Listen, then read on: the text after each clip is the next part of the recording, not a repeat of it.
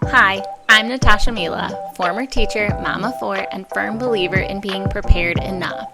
Are you a mom who is already putting in the work of managing her home but maybe wants to feel a little less behind? Have overcomplicated, rigid systems failed you too? Big impacts can still be made with simple organizational adjustments in your home. Are you ready to see for yourself? Hit follow and let's do this together.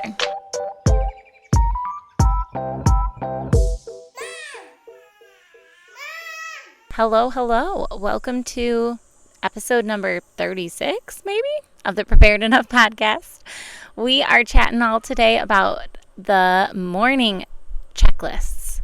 So we have some morning checklists in our house, and I'm going to explain how we use them, why we use them, because I'm not a big checklist person. I am personally. I like a to-do list, but I don't like reward charts and stuff like that, all over. I just can't keep track of all of them. But these are the main ones that we use, and we use them every single day during the school year, especially, and they come in super handy. So we're going to talk all about those today.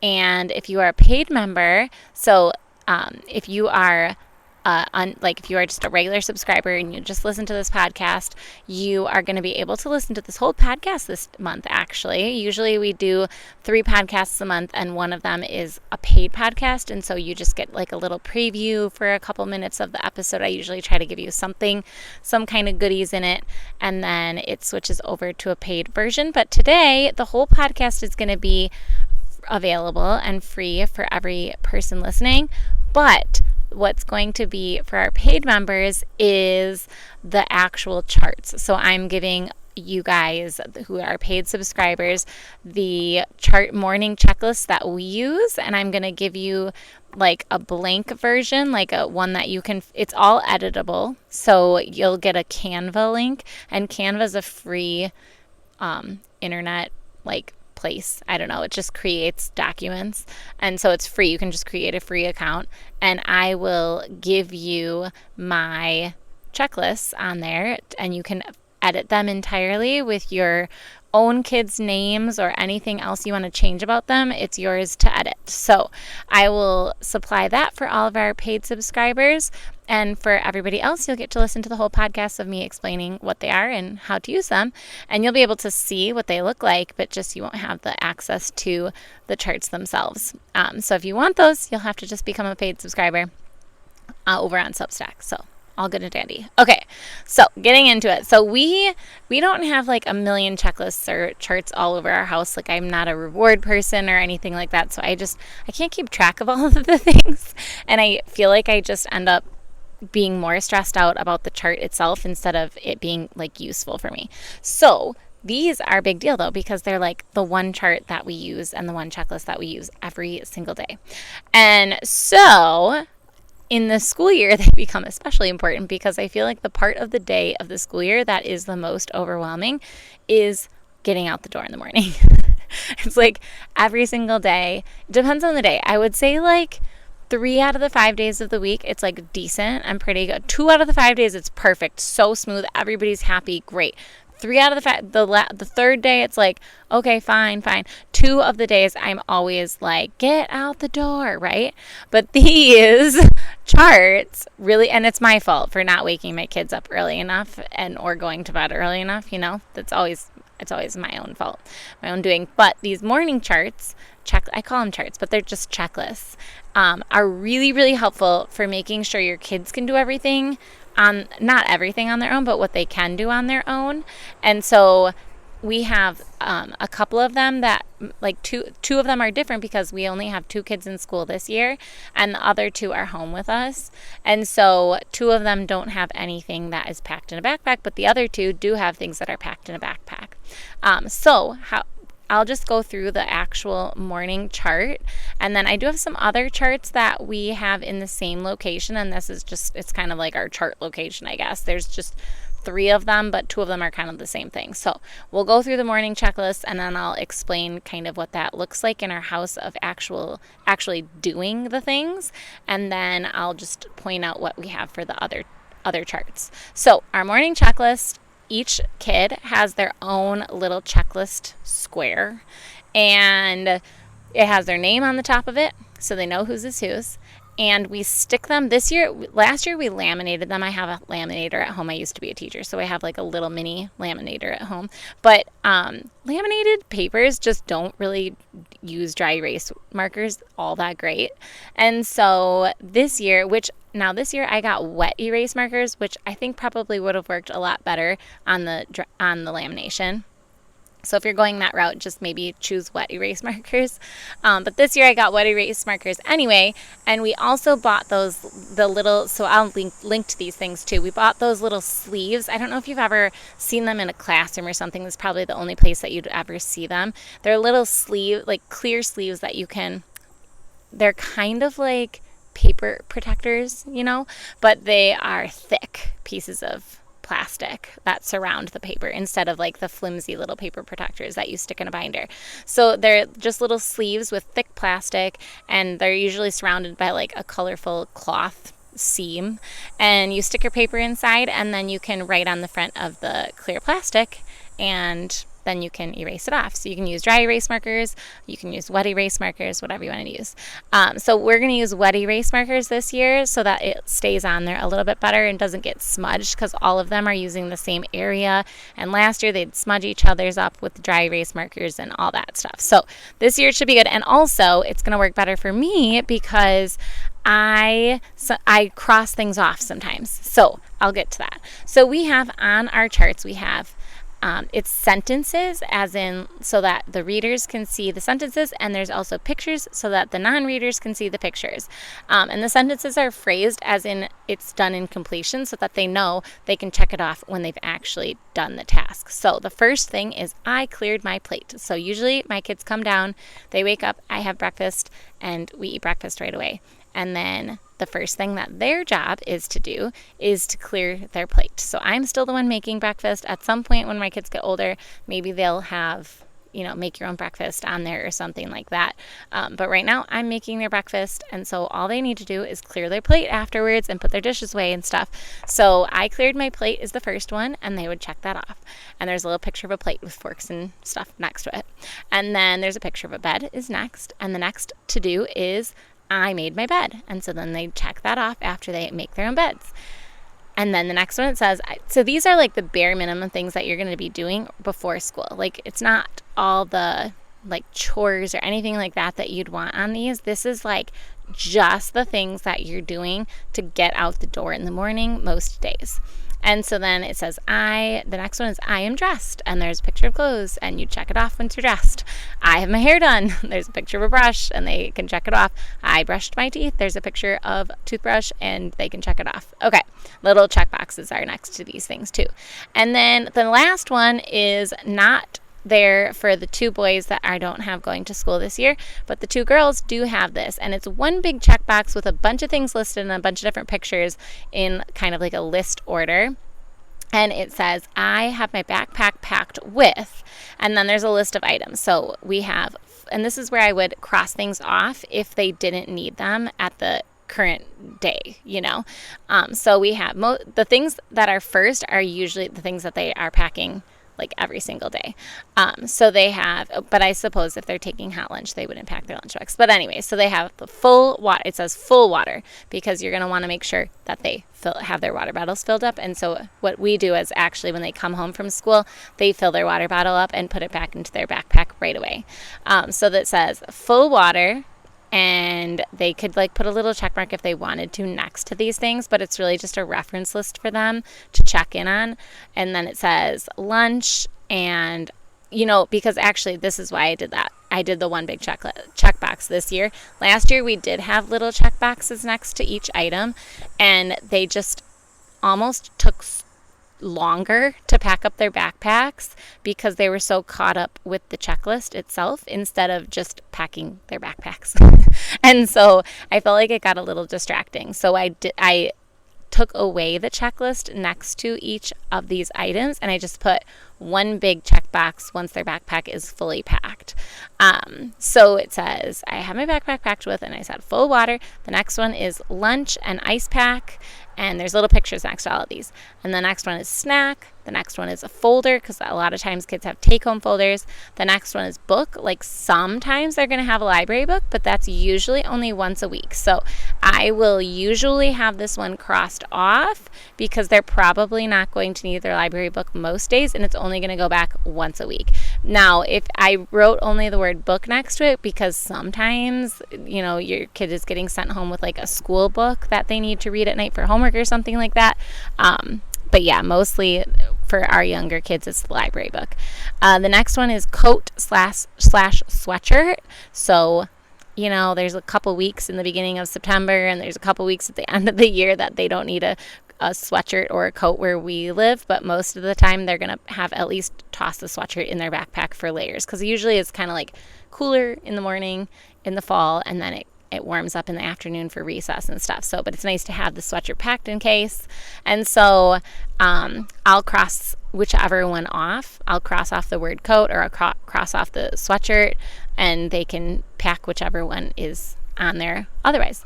And then it says hat and mittens is the next one. Again, I'm going to cross this off in the beginning of the school year. Obviously, they're not going to need hat and mittens. We're in Wisconsin, so it's like still warm in September here, and then it starts to get cooler.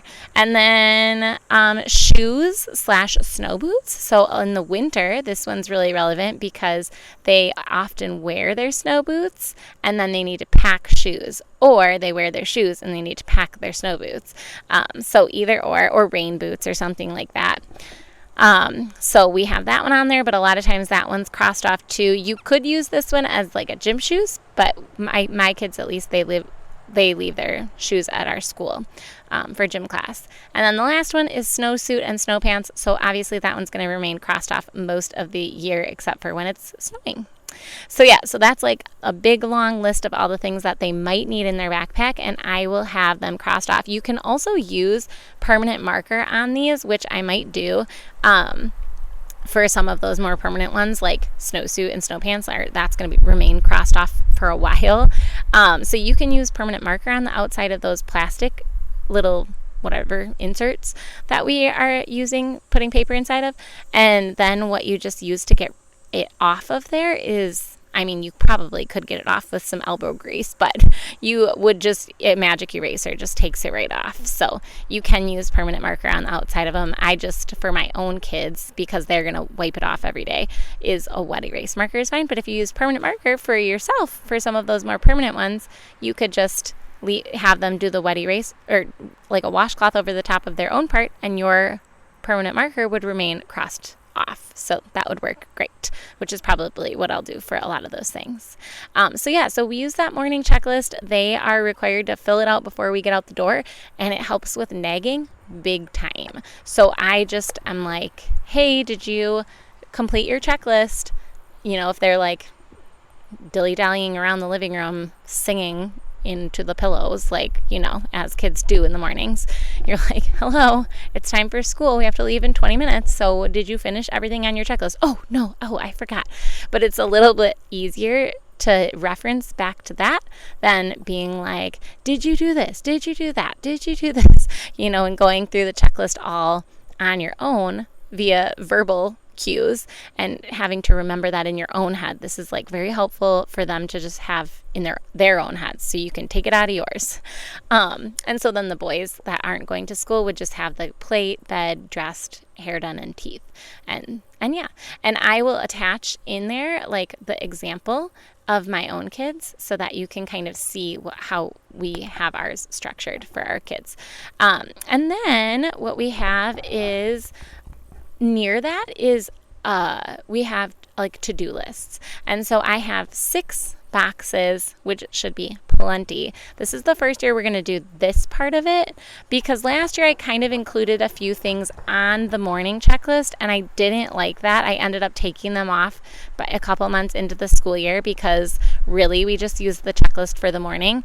And then what I originally had on there was some other daily chore type of items, like read for 20 minutes, like things like that they needed to do every day, or that I wanted them to do most days, And so I didn't like having them along with the morning checklist. And so this gives me just like some more freedom with this, and I can change it up. I just have blank little boxes here, and I can write things in as needed. So it will be like each person has their own little mini to-do list, and I'll write things on it like read for 20 minutes, practice the piano, pick up sticks outside. Like it probably is really only going to be 3 things on it. I just made it 6 boxes just in case, because there might be a day where they have, more things that they need to get done that day or something. But for the most part, it will probably be just like 1, 2, 3 things on there.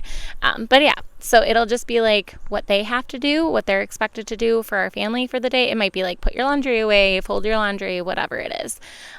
So yeah, and then we also have just like a larger list for anybody, and they'll write their name in that list. So there's 2 columns, and 1 checkbox column, and then 2 other columns. And I will use one of the columns and all of these are also in those dry erase sleeves, so that we can just dry erase it up and then reuse it a different time. So I will use one of the columns on our job board to write extra jobs. And I think we haven't done this yet. So I think what we're going to do is use this job board for the jobs that we would maybe pay them money for. So and I'll write the money amount next to the job. So like wipe down baseboards, $1 or something like that. And then they'll be able to fill out their names next to the jobs that they want to do. And then we can write those like on their to-do lists or something like that. Or they can just do the job when they write their name on there and check it off and whatnot. So they can either claim it early or they can check it off right away. But the checkbox will be there for when they complete it, and their name spot will be there for whoever wants to claim the job. So I think we're going to use this as something like that, and I will hopefully keep you posted how this goes. I don't really plan on starting this in September. Just back to school is plenty enough to-dos, and so at the earliest it would be October, but it might even be more like mid-October, November, something like that. Right now, they're probably just like busy enough trying to get to school and tired with the school days starting and all that jazz. So we don't need any more work, and their activities start. So we got to figure out our fall schedule before we start like adding jobs into the day. So yeah. Okay. So those are kind of our 3 charts, and those are kind of the ways that we use them.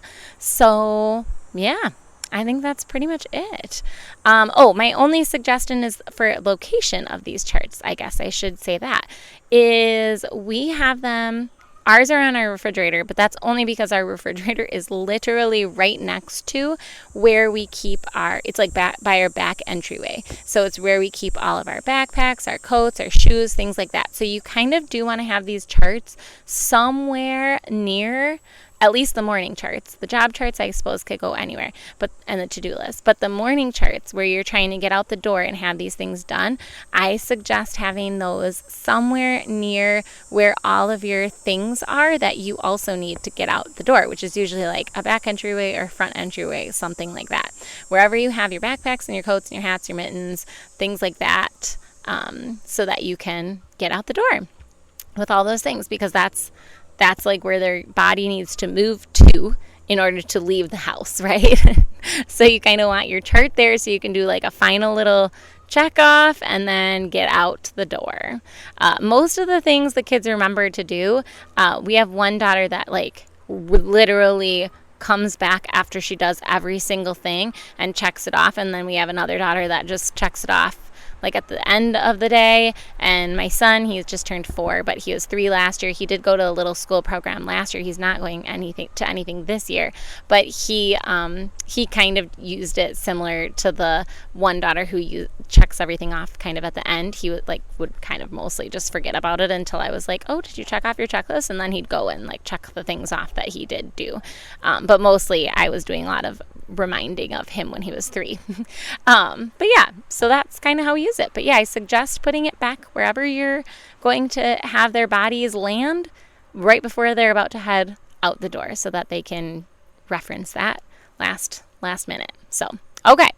That is it. Thanks for listening. I hope that was kind of helpful. And if you are a paid subscriber, you will be able to find those editable checklists The link for that will be like at the bottom of the Substack post. So if you're just listening on Apple or Spotify or something, you got to head over to over to Substack, and you'll find, so I'll link to that in the show notes, the Substack link, of course. And so if you click that one, you'll be able to find the editable link. And also, if you're interested in becoming a paid subscriber, you'll be able to subscribe for the paid version right on that same link. So yeah, should be good.